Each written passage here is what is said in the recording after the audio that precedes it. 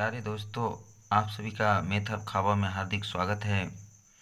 आज हम class 10th का मैथमेटिक्स का एक उपप्रमेय सिद्ध करने वाले हैं, जो है ए समरूपता उपप्रमेय।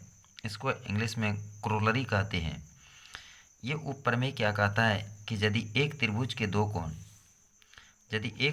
दो कोण क्रमशः दूसरे त्रिभुज के दो कोण के बराबर हो तो दोनों त्रिभुज समरूप होते हैं। इसके पहले हम लोग ए समरूपता प्रमेय पढ़े, तो उसमें क्या पढ़े कि यदि दो त्रिभुज के संगत कोण यानी तीनों कोण, एक त्रिभुज के तीन कोण दूसरे त्रिभुज के तीनों कोणों के बराबर हो तो वे दोनों त्रिभुज समरूप होते हैं।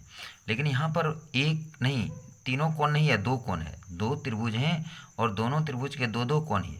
देखिए यहाँ पर हम लिखे भी हैं, ABC और PQR दो त्रिभुज लिए, कोण A और P के बराबर है, कोण B Q के बराबर है। तो ये दोनों त्रिभुज को समरूप दिखाना है कि ये दोनों त्रिभुज क्या होगा, समरूप होगा।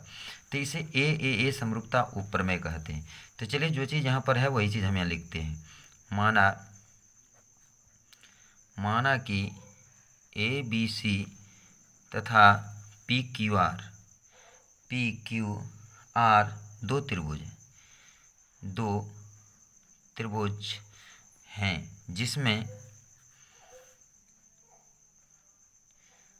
जिसमें कोण A बराबर कोण P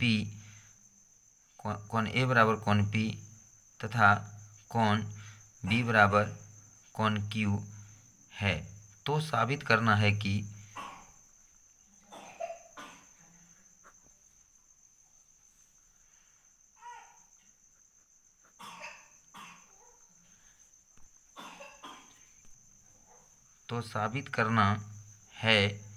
कि त्रिभुज ABC समरूप त्रिभुज PQR। चलिए अब हम प्रूव करते हैं इसको।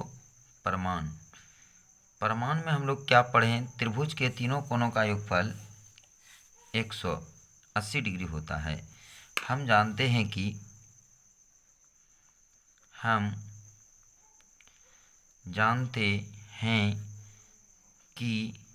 त्रिभुज के तीनों कोणों का योग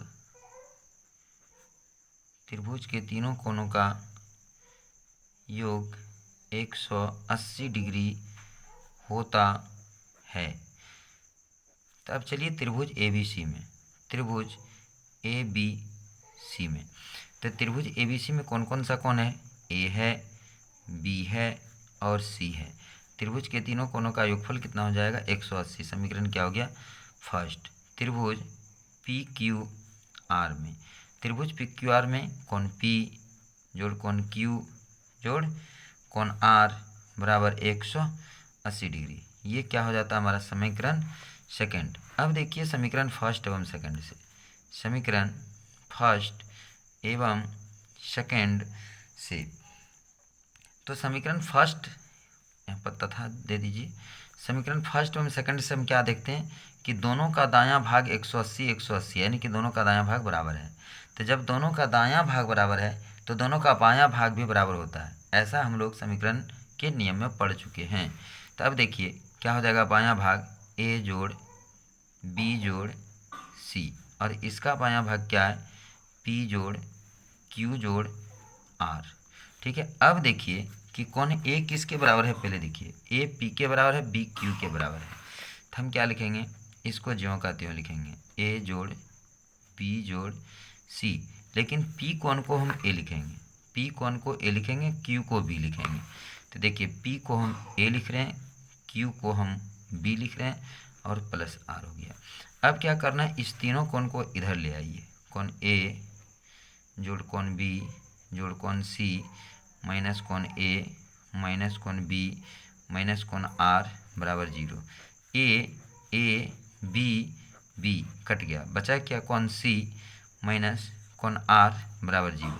फिर इसको आप उधर ले चलिए, तो क्या हो गया, कोण C बराबर R।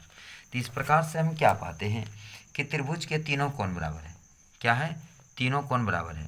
पहले तो दो कोण बराबर था ही, ये अभी हमने क्या प्रूव करके दिखा दिया कि कोण R भी कौन सी के बराबर है।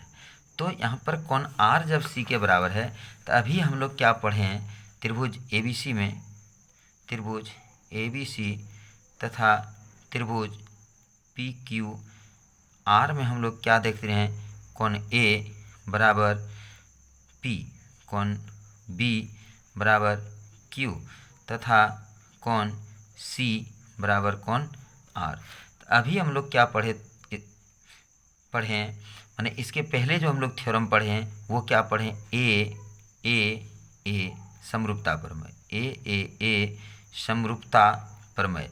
ए समरूपता प्रमेय में हम लोग क्या पढ़े कि किसी दो त्रिभुज के तीनों कोण समान हो तो वे दोनों त्रिभुज क्या होते हैं, समरूप होते हैं। तो यहाँ पर भी तो त्रिभुज ABC और PQR के तीनों कोण समान हैं, A बराबर P है, B बराबर Q है, C बराबर R है। तो इस प्रकार से त्रिभुज ABC और PQR त्रिभुज के संगत कोण समान है, यानी तीनों कोण समान है, तीनों कोण बराबर है।